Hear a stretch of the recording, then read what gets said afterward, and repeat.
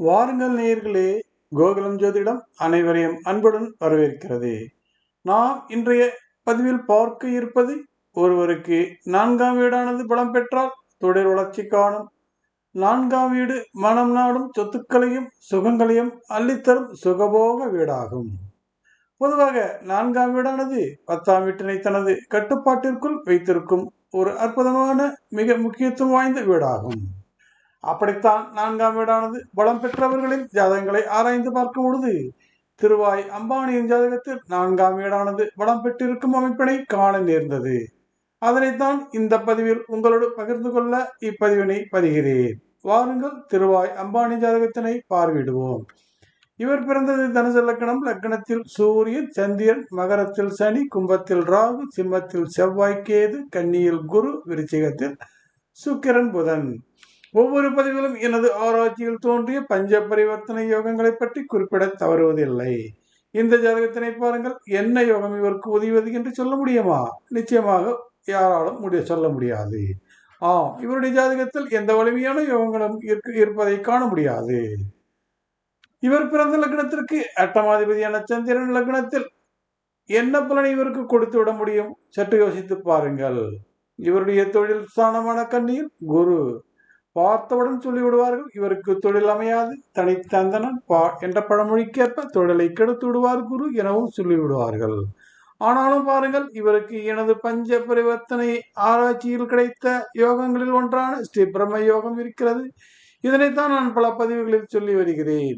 எவர் ஒருவருக்கும் பஞ்ச பரிவர்த்தனை யோகம் சரியாக அமர்ந்திருக்கிறதோ அவர்களெல்லாம் வாழ்க்கையில் சகல செல்வங்களையும் சொத்துக்களையும் எளிதாக பெற்று உச்சத்தினை அடைந்து விட முடியும்.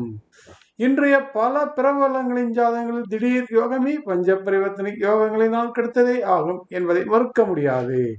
அந்த வகையில் இவருக்கு கிடைத்த ஸ்ரீ பிரம்ம யோகமானது அற்புதமாக அமைந்திருக்கிறது. ஸ்ரீ பிரம்ம யோகமானது தொழிலோடு தொடர்பினை வைத்துக் கொண்டதால் தொழிலில் அசைக்க முடியாத பெரும் சக்தியாக இவர் உருவெடுக்க காரணமாக அமைந்தது. ஸ்ரீ பிரம்ம யோகமானது பூர்வ புண்ணியாதிபதியான செவ்வாயோடு தொடர்பு ஏற்பட்டதால் அதிர்ஷ்டமும் பணமும் ஏராளமாக கிடைத்தது. ஸ்ரீ பிரம்ம யோகமானது லக்னம் 4ஆம் வீட்டு அதிபதியோடு தொடர்பில் இருப்பதால் சொத்து சுகம் குறைவின்றி கிடைத்தது. ஸ்ரீ பிரம்ம யோகமானது 9ஆம் வீட்டோடு தொடர்பில் இருந்ததால் பாக்கியங்களுக்கு இவருக்கு பஞ்சமில்லை. அப்படியென ஸ்ரீ பிரம்ம யோகம் என்கிறீர்களா? இந்த பஞ்ச பரிவர்த்தனை யோகங்களை எங்கும் படித்திருக்க முடியாது. இப்பொழுது இவருக்கு ஏற்பட்ட ஸ்ரீ பிரம்ம யோகத்தினை பற்றி பார்க்கலாம். இவருடைய ஜாதகத்தில் லக்னாதிபதியான குரு கன்னியில் அமர்ந்திருக்க, கன்னி வீட்டு அதிபதியான புதன் விருச்சிகத்தில் அமர்ந்திருக்க, விருச்சிக வீட்டு அதிபதியான செவ்வாய் சிம்மத்தில் அமர்ந்திருக்க, சிம்ம வீட்டு அதிபதியான சூரியன் தனுசுவில் அமர்ந்திருக்க, இப்படியாக குரு, புதன், செவ்வாய், சூரியன் தங்களுக்குள் வீடுகளை பரிமாறிக்கொண்டு பஞ்ச பரிவர்த்தனை யோகத்தில் உயர்ந்த யோகமான ஸ்ரீ பிரம்ம யோகத்தினை இவருக்கு கொடுத்திருக்கிறார்கள். மீண்டும் கூறுகிறேன், இது யோகம் மட்டுமே இவரை மிக உச்சத்திற்கு கொண்டு சென்றது என்றால் அதில் ஆச்சரியமில்லை. மீண்டும் சொல்கிறேன், இந்த யோகம் மட்டுமே இவரை மிக உச்சத்திற்கு கொண்டு சென்றது. 4ஆம் வீடானது மிக முக்கியமான வீடு என்றும் தொழிலோடு தொடர்பில் உள்ளது என்றும் சொன்னேன் அல்லவா? அதனை பார்க்கலாம், பாருங்கள்.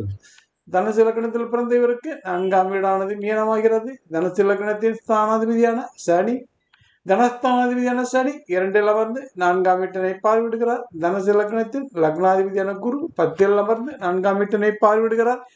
தனுசு லக்னத்தின் 4ஆம் வீட்டு அதிபதியான குரு 10இல் அமர்ந்து 4ஆம் வீட்டினை பார்வையிடுகிறார். தனுசு லக்னத்தின் பூர்வ புண்ணியாதிபதியான செவ்வாய் 9இல் அமர்ந்து 4ஆம் வீட்டினை பார்வையிடுகிறார். இவருடைய யோகத்திற்கு உயர்த்தும் கிரகங்களின் சேர்க்கையும் அறிய முடிகிறது. இவருடைய தனுசு லக்னத்தின் அதிபாபியான சுக்கிரன் யோகராக மாறும் அதிசயத்தையும் இந்த ஜாதகத்தில் காணலாம். அதாவது சுக்கிரன் புதன் இருவரும் இணைந்திருக்கிறார்கள். நீங்கள் நினைக்கலாம், தனுசு லக்னத்தின் அதிபாவி தானே சுக்கிரன் என்று. ஆனால் பாருங்கள், சுக்கிரன் புதன் வீடான கன்னிக்கு அதியோகராகும். அதாவது சுக்கிரன் புதன் வீடான கன்னிக்கு அதியோகராகும். புதன் சுக்கிரன் வீடான ரிஷபத்திற்கு அதியோகராகும். சுக்கிரன் புதன் ஒருவருக்கொருவர் யோகங்களை பரிமாறிக்கொள்ளும் யோக கிரகங்கள் என்னும் அந்தத்தனை பெறும்பொழுது தீய கிரகங்கள் தீயத்தன்மையினை குறைத்து போகிறது. இப்படித்தான் நேர்களே, யோகங்களின் உண்மையான கிரக முகங்களை நாம் அடையாளம் காண வேண்டும். நன்றி, வணக்கம். மீண்டும் பிறிதொரு பதிவில் சந்திப்போம் நேர்களே.